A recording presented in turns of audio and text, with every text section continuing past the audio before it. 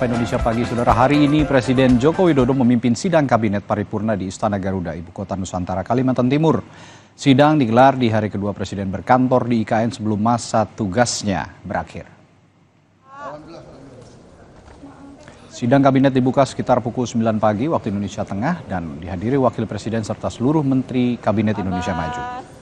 Selain para menteri, sidang kabinet juga dihadiri kepala lembaga negara seperti Panglima TNI Agus Subianto, Kapolri Listio Sigit Prabowo, dan Kepala Badan Intelijen Negara Budi Gunawan. Informasi lebih lengkap soal sidang kabinet paripurna di IKN kita tanyakan jurnalis Kompas TV Iskandar Amir Dahlan. Iskandar, jadi topik apa saja yang dibahas Presiden dalam sidang kabinet paripurna hari ini?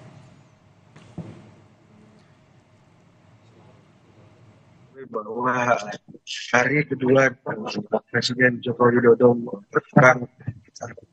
bekerja di ibu kota Nusantara, karena salah satu agendanya sidang kabinet kali ini menurut Presiden Joko Widodo adalah sidang kabinet terakhir dari Kabinet Indonesia Maju, dan ada beberapa yang versi atau pakaian Presiden Widodo, Wapres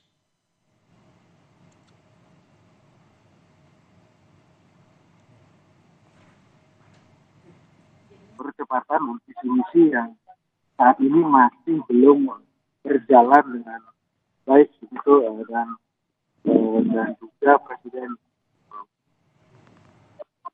menyampaikan terima kasihnya kepada para Iskandar. Ya. Sepertinya kami punya kendala komunikasi dengan Iskandar soal sidang kabinet hari ini yang digelar di IKN. Namun yang pasti Presiden Joko Widodo sudah berada di IKN untuk langsung memimpin sidang kabinet nanti pukul 9, dan kita akan nantikan apa hasil dari sidang kabinet paripurna hari ini.